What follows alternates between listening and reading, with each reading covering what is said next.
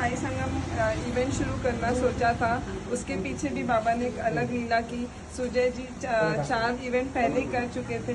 सुजय जी हमें नहीं जानते थे, हम सुजय जी को नहीं जानते थे, पर बाबा ने ऐसी लीला रची कि बाबा ने मिलाप कराया। फिर पता चला हमारा सेम मोटो है, सेम आइडियोलॉजी है, तो क्यों ना हम मिलकर कोलैबोरेट करके करें।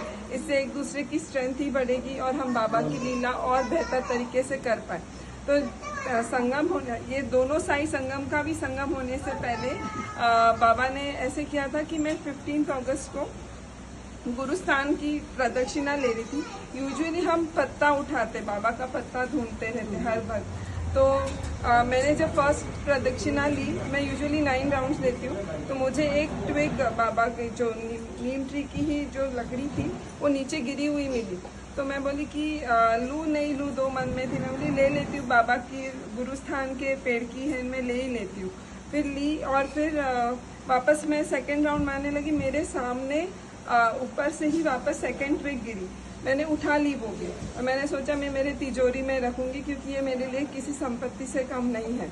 और अनअवेयर कि उसमें क्या गढ़ा था बाबा ने रहस्य, मैंने उसे अपने इसमें रख दी।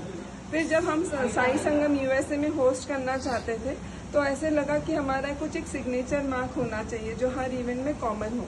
तो मेरी दीदी से बात हो रही थी, तो किस चीज़ की बनाई जाए पादुका, तो सिल्वर की, चांदी की, ऐसे सब चल रहा था। तो फिर किस बात से दीदी आपने कहा कि हम दीदी ने कहा कि हम क्यों ना हम नीम के ट्री की बनवाएं, जो नीम का पेड़ है उसका सिग्निफिकेंस है, हम उसके ट्री की बनवाते हैं। तो मेरी आइडिया तो बहुत अच्छा है दीदी, पता है मेरे पास ना गुरुस्थान की ट्री की लकड़ी भी है।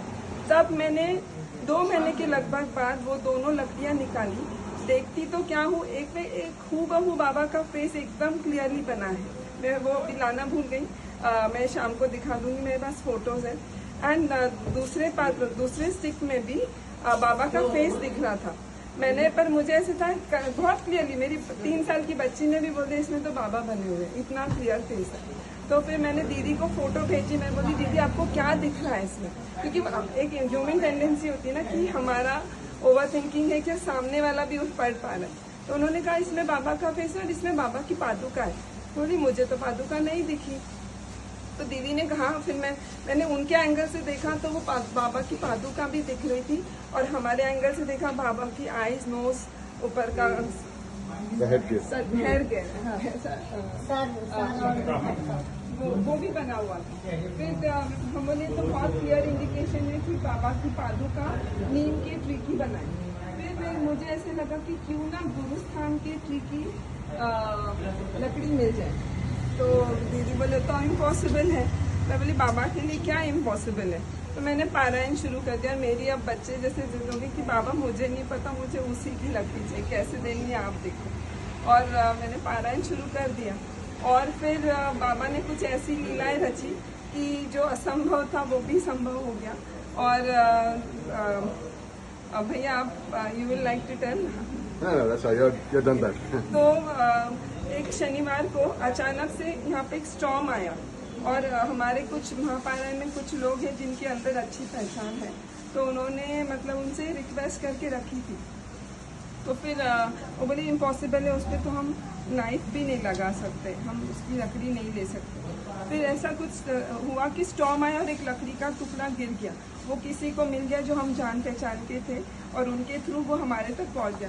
पूरी पादुका तो नहीं, पर उसका जो दोनों चरण है और उसके साइड का एक है, वो हिस्सा गुरुस्थान की नीम ट्री की बनी है। पर वो उस वक्त स्टॉर्म आना, उसका लकड़ी का टुकड़ा गिरना, हमारे पहचान वाले को मिलना और वो हम तक पहुंचना, ये बहुत अभी भी मेरे रोंगटे खड़े हो रहे हैं। और वो बाबा ने तो वो इच्छा पूरी कर दी। बाबा के दोनों चरण, जो मेन पादुका में हम चरण ही देखते, वो और उसका कुछ हिस्सा साइड का, वो गुरुस्थान के नीम की ट्री की बनी है। बोलो श्री सच्चिदानंद सद्गुरु साईनाथ महाराज।